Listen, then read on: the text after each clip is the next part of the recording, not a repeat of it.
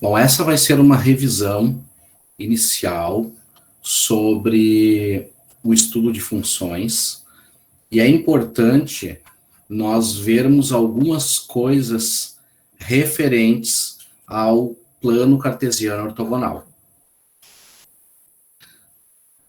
O plano cartesiano ortogonal, ele foi uma forma que alguns matemáticos descobriram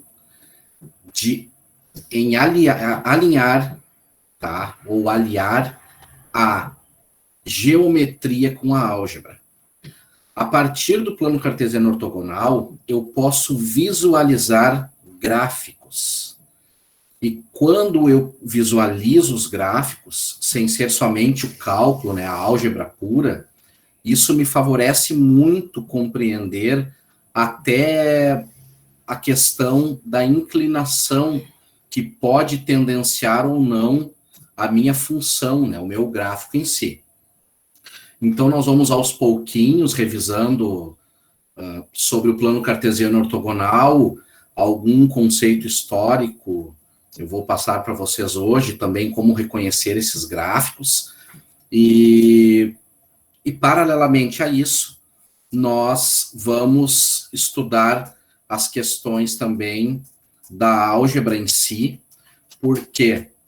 Porque a partir do estudo da álgebra, vocês vão conseguir sim a revisar as equações do primeiro grau, as equações do segundo grau, e tudo isso está interligado e se liga em algum momento no estudo de funções. Lembrando que o estudo de funções, ou estudar o plano cartesiano ortogonal, não é algo somente para o primeiro ano do ensino médio. Alunos do terceiro ano necessitam saber bem como é o funcionamento do plano cartesiano ortogonal, porque a geometria analítica faz uso do plano cartesiano.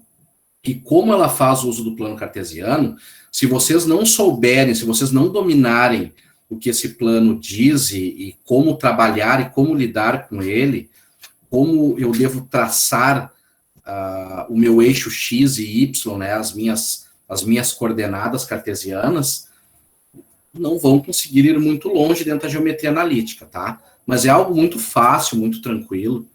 O plano cartesiano ortogonal, ele foi desenvolvido principalmente por esta pessoa aqui, tá? Que é René Descartes. Também teve um outro matemático que contribuiu para o estudo das funções, né?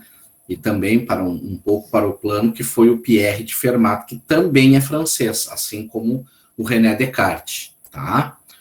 A história, gente, nos conta o seguinte, só quero fazer uma ressalva quando eu falo em história. Por quê? Porque não existe uma única verdade, a verdade é muito grande para caber apenas em uma boca, tá? E podem existir outras histórias referentes ao plano cartesiano ortogonal, vinda de Descartes, tá? E isso é algo aceitável, até porque nós não temos certeza qual delas é a verdadeira. Diz a história que ele estava um dia na sua casa, deitado, olhando para o teto, e esse teto era uma laje, e a laje deixava algumas marcas, tá? No próprio reboco ali. E ele viu uma formiga se deslocando de um ponto ao outro. E ao ver essa formiga se deslocando de um ponto ao outro, ele começou a imaginar como poderia aliar isso à matemática. Bom, o resultado disso foi algo fantástico, porque o plano cartesiano ortogonal, ele é utilizado em diversos âmbitos da nossa vida, assim como em diversas profissões. A ciência faz muito uso do plano cartesiano ortogonal, então é algo muito importante essa descoberta para a nossa vida, tá? Inclusive, os controladores de voo, sintactas, eles utilizam um eixo X e um eixo Y como as coordenadas para os pilotos pilotarem os seus aviões, tá? Então, o plano cartesiano, ele é muito, muito funcional. É plano porque realmente as coisas ocorrem dentro de um plano, né? Dentro de um espaço. Cartesiano, porque vem de Cartésios, que é Descartes, embora a escrita seja Descartes, a pronúncia é Descartes. E ortogonal, porque vem de ortogonos, porque há uma perpendicularidade entre o eixo X e o eixo Y, tá? Bom, o que isso quer dizer? Eu tenho um eixo X, tá? Que é uma linha horizontal, e um eixo Y, que é uma linha vertical. Não é um sobre o outro, mas é como se fosse por dentro dele, tá? É como se fosse por dentro. Então, isso é a perpendicularidade. É como se um eixo estivesse passando por o outro eixo, tá bom? Isso é o conceito básico, o conceito fundamental que nós temos do plano cartesiano ortogonal. Dentro desse eixo X, eu tenho algo que é chamado de abscissa. Tá? Na verdade, abscissa é com 2 S, tá? Abscissa.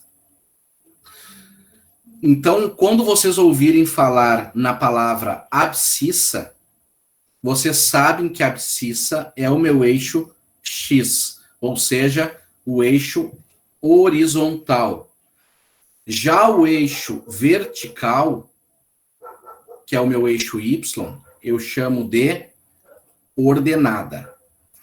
Ou abscissas e ordenadas, tá? Mas nesse caso, como é um eixo só, é abscissa e ordenada. Então, o eixo vertical, o eixo Y, o eixo horizontal, o eixo X, abscissa e ordenada, tá? Agora, algumas coisas importantes para vocês saberem sobre o eixo X e o eixo Y. Vamos lá. Deixa eu apagar aqui. Isso aqui é bem tranquilo, eu quero gravar uma aula para vocês com uma aplicação prática sobre o estudo de funções, tá? Mas eu mesmo assim vou falar algumas coisas para vocês. A primeira delas, como eu posso usar o estudo de funções na minha vida, por exemplo? Bom, boa parte de vocês, se não todos, devem comprar pão em uma padaria.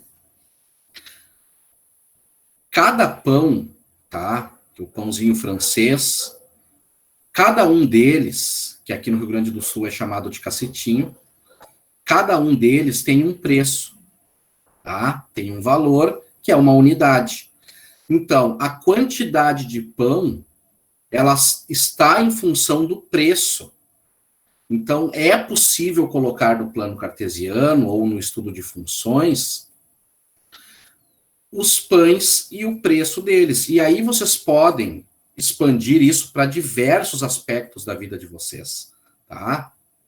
Como a quantidade de disciplinas que eu tenho e as notas que eu tirei, aprovação e reprovação, também o tempo em relação à distância percorrida em alguma coisa.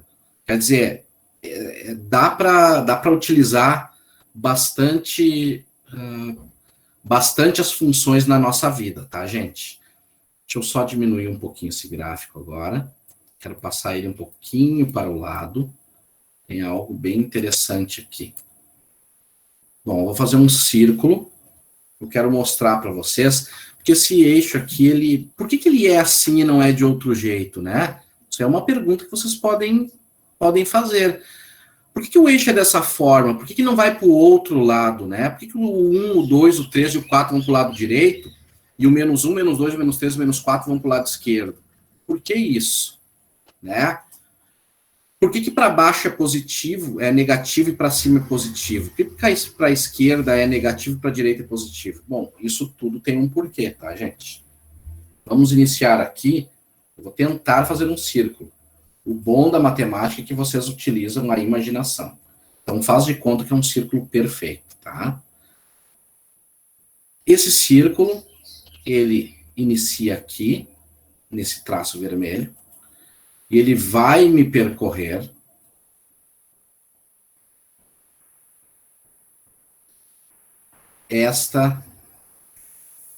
esse trajeto, tá? Até chegar aqui. Ao todo, ele andou 360 graus, tá? 360 graus. Esses 360 graus dele não são à toa, tá? Isso significa algo muito importante aqui no meu plano cartesiano. O que eu quero dizer? Eu posso dividir no meio essa minha circunferência. Ao dividir essa circunferência ao meio, eu vou ter 180 graus para cima e 180 graus para baixo. Ao todo, 360 graus. Até aí tranquilo. Mas eu também posso dividi-la mais uma vez. E nesse caso, deixa eu apagar aqui. Nesse caso, eu vou ter o quê? Nesse caso, eu vou ter... Bom, se eu tenho 180, que é meia lua, então eu vou ter 90 em cada pedaço. Pensem numa pizza, por exemplo. Se vocês pegarem uma pizza e cortá-la em 4 partes, automaticamente vocês vão ter 4 ângulos de 90 graus. Lembrando que se eu cortar novamente ao meio aqui, eu já vou ter 45, né? Não é isso que eu quero mostrar. Bom, 90 graus, tá? Que é o meu ângulo reto, exatamente esse trajeto que está sendo feito aqui. Tá? No início eu disse para vocês o seguinte, ela segue esse trajeto aqui, até ela ir para fechar os meus 360 graus, que equivale a uma volta inteira. Bom, gente, se vocês prestarem um pouquinho atenção, vocês vão ver isso aqui, ó.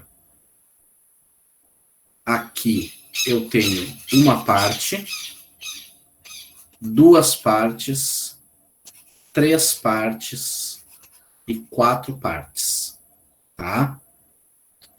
Essas 4 partes, e aí eu já estou fazendo uma analogia com o meu plano cartesiano, essas 4 partes eu vou chamar de quadrantes.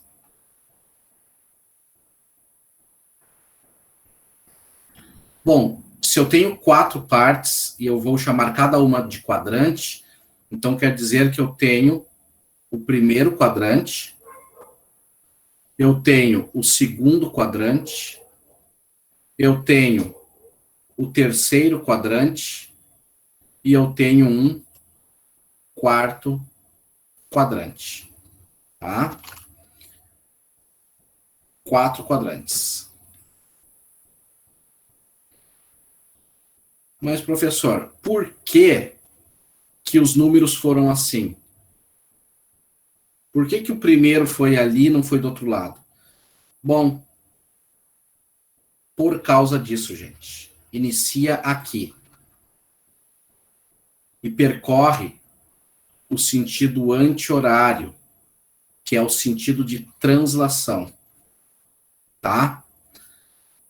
Isso foi uma convenção matemática.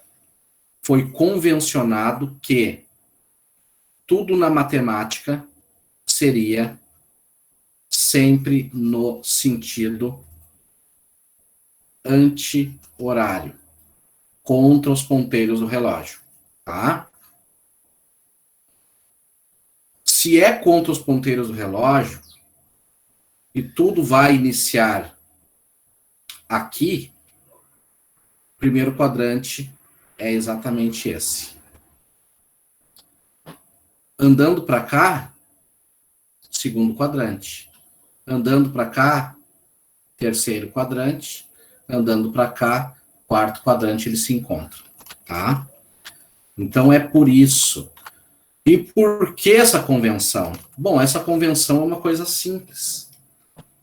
A matemática, quando nós falamos de cálculo, ela precisa ter rigor, tá? Matemática, ela não pode ser, quando nós falamos de cálculo, ela não pode ser dúbia na sua resposta. Que vocês pensem, por exemplo, as engenharias utilizam muito o cálculo. Vocês imaginem se esse cálculo fosse dúbio, se me desse mais de uma interpretação, quantos acidentes poderiam existir por não se ter o rigor? Então, a matemática, quando nós falamos de cálculo puro, ela segue um rigor, e esse rigor, ele me diz que eu não posso ter nenhum tipo de dúvida naquilo que eu estou fazendo, tá? Aí, deixa eu só tentar tirar isso aqui. Não vou conseguir. Deixa assim, então. Bom, vamos lá, seguindo. Então, se convencionou. Muita coisa dentro da matemática foi convencionado, tá? E é importante isso. Então, nós temos 4 quadrantes. Os sinais desses quadrantes são o 0, 1, 2, 3, 4, 5, positivo. Ou menos 1, menos 2, menos 3, menos 4, negativo. A pergunta, até onde isso aqui vai? Até qual número? Bom, vai até o número que precisar. Por isso, o meu x vai tender sempre ao mais infinito. A mesma coisa vai acontecer com o seu lado negativo. Vai sempre tender ao menos infinito. O mesmo vai ocorrer com o meu eixo y. Ele vai tender ao mais infinito e vai tender ao menos infinito. Tá? Então, não importa. Ele vai até onde for preciso. O meu gráfico vai até onde necessitar ir. Tá? A sua numeração. Tudo vai começar aqui. Parte da onde está essa ponta vermelha, esse ponto vermelho. E isso eu chamo de zero ou origem. Tá? Qualquer um dos dois números representa o encontro inicial entre x e y, tá? Entre os meus dois eixos. E como funcionam os sinais? Bom, eu já sei que eu tenho 4 quadrantes, né? Um quadrante aqui, um quadrante aqui, um aqui e um aqui. 4 quadrantes, eles são sempre no sentido anti-horário. E aqui, gente, uma coisa importante, ó. Eles têm sinais. Tá? Podem ser positivos e negativos. E olha, eu posso afirmar para vocês que a maioria dos meus alunos tem muito mais dificuldade de fazer a ligação do gráfico do que o cálculo da função em si. O cálculo eles acertam a maioria das vezes, mas ligar as funções é uma dificuldade. Não conseguem visualizar, tá? Vamos ver se hoje nós conseguimos sanar todas essas dúvidas. Se não for possível, nós tentamos novamente. Aqui, eu tenho o x é 0, 1, 2, 3, 4 e vai até o mais infinito. Ele é positivo. Negativo é para esse lado aqui, tá? Então, para cá, o meu x é positivo. Então, ele é mais. Tá? Vai um sinalzinho de mais. O meu y também é positivo. É crescente o seu número. Tá? Então, como ele é crescente, o meu y também é positivo. Eu vou só abrir um parênteses aqui. Eu acho que é mais importante eu falar uma coisa. Vocês viram que eu fiz um parênteses, uma vírgula e um parênteses, né? Há uma convenção também de que o primeiro número sempre será o x e o segundo número sempre será o y. O nome disso aqui, gente, é par ordenado.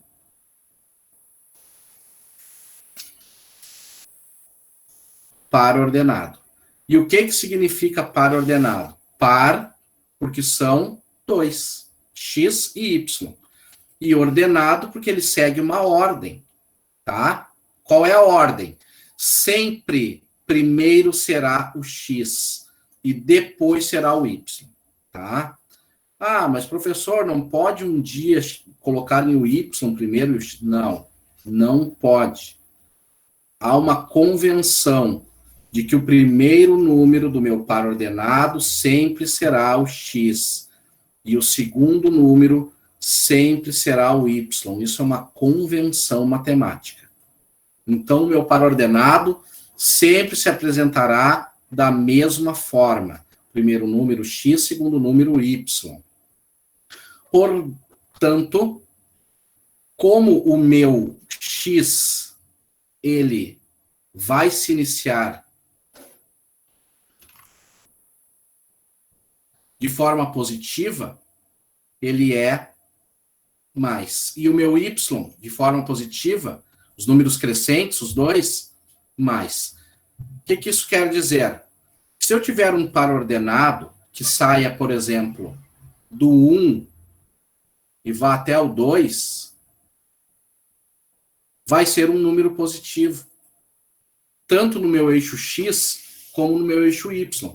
Então, nesse caso aqui, o x é positivo, mas o y também é positivo. Ambos são positivos. Então, o sinal é muito importante. O sinal é positivo e positivo. Vamos lá. E no segundo quadrante? Bom, vamos analisar. O meu x no segundo quadrante é negativo, gente. Olhem aqui. Portanto, o sinal dele é negativo. E o y? Olha que o y positivo. Então, aqui o y é positivo. Terceiro quadrante. O meu x é negativo e o meu y também é negativo. E no quarto quadrante? No quarto quadrante, o meu x é positivo e o meu y é negativo. Algo interessante aqui para vocês é perceberem o seguinte.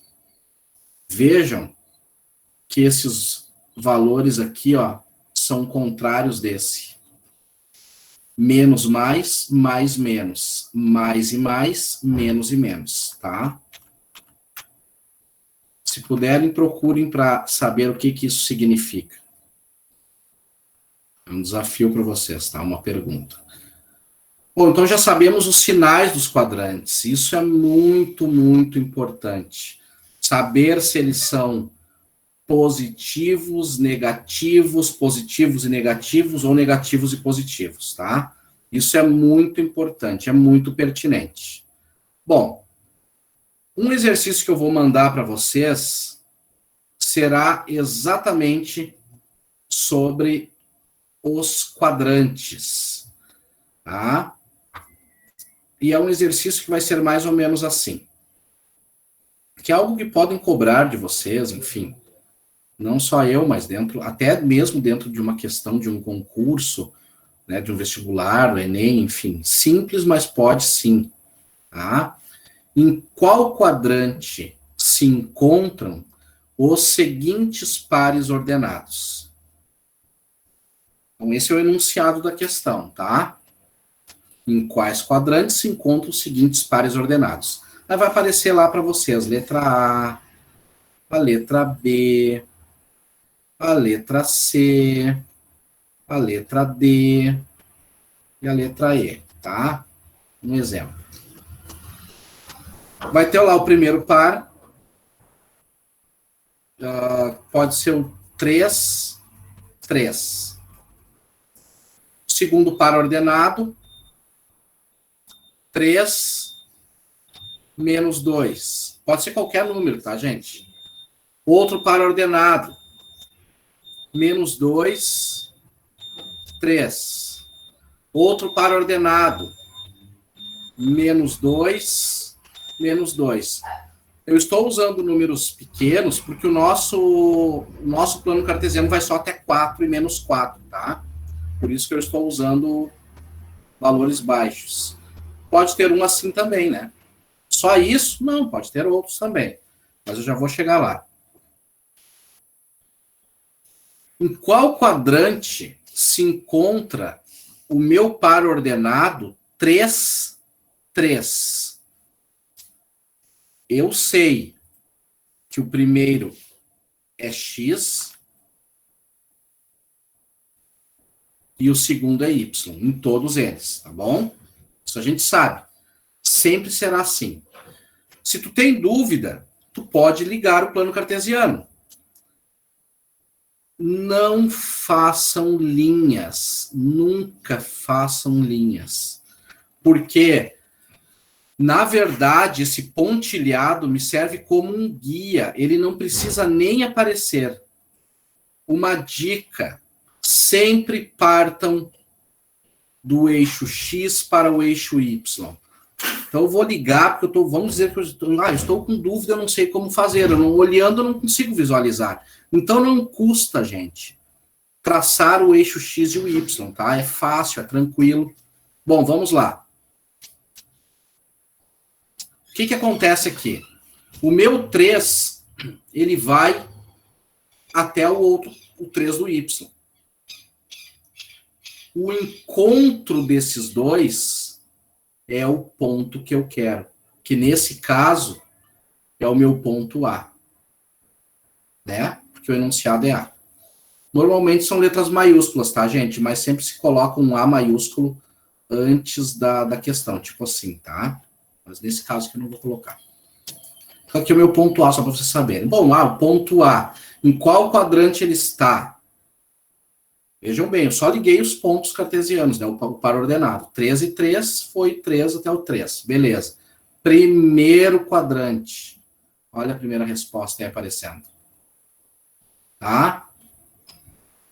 Agora, vamos para o B. Letra B. A letra B é o 3 do X ligado no menos 2 do Y.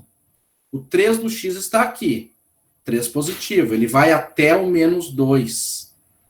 E do menos 2 ele parte para se encontrar. Fácil, né? Bem tranquilo. Sabendo que o primeiro é sempre X e o segundo é sempre Y, é difícil errar. Tá? Ó, tá passando uma Kombi vendendo aqui. É altas aventuras durante a aula. Nesse caso, gente, veja onde é que se encontra. Quarto quadrante. Tá? Quarto quadrante. Então, vamos lá. Segundo exercício, quarto quadrante. Agora, próximo exercício. Menos 2.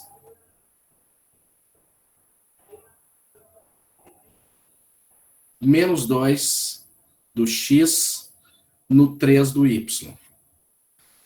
O menos 2 do X está aqui. Tá? Ele tem que ligar no 3 do Y.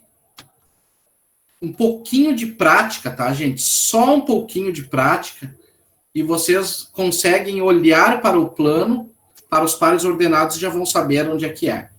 É só um pouquinho de prática. Então, eu aconselho fortemente a vocês fazerem isso que eu estou fazendo aqui, tá? Então, o menos 2 do X no 3 do Y. É só segui-lo. Vai até o 3 e depois o 3 encontra. Qual quadrante ficou, né? O menos 2 do X no 3 do Y. ficou no segundo quadrante. Tá? Lembrando que isso aqui não me importa. Isso aqui é só como um guia para mim. Se eu tiver com um papel quadriculado, que nem está embaixo aqui, né? Um papel quadriculado, eu não preciso nem utilizar esses pontinhos se eu não quiser. Tá? Isso é opcional. Segundo quadrante. Vamos lá, então. O menos 2 do x no menos 2 do y. O menos 2 do x está aqui. E ele vai até o menos 2 do y. Terceiro quadrante. Tá? E o zero vai até o zero. O zero fica no zero. Isso quer dizer o quê? Origem. Tá? Ele está na origem. É isso que esse exercício pediu para vocês aqui.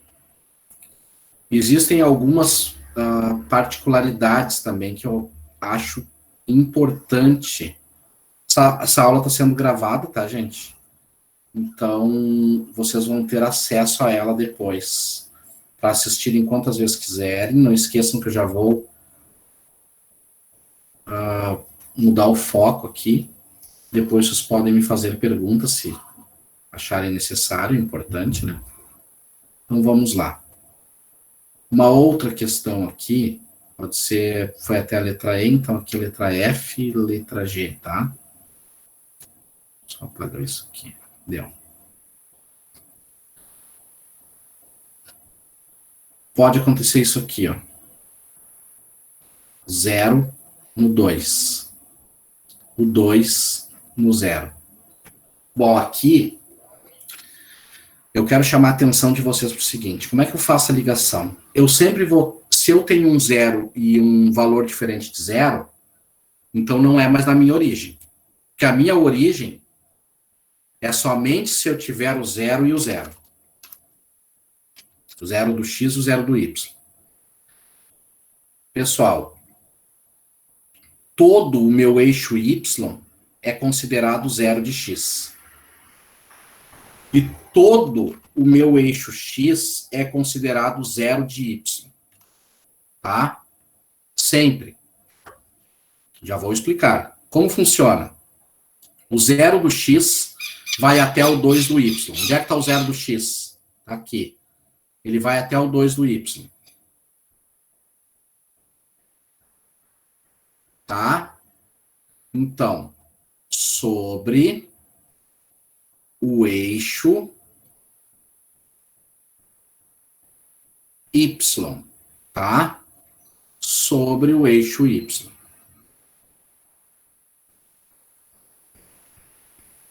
Próxima questão. 2 e 0. Onde é que está o 2 do x? Está aqui. E o 0 do y? O 0 do y é todo o eixo y. Né? O 0 do x é todo o eixo y. Então, aqui é sobre o eixo x. Tá? Talvez alguns não tenham compreendido isso. Vamos lá. Vou fazer mais uns pontos aqui. Tá? Vamos supor que eu tivesse o 0, 0,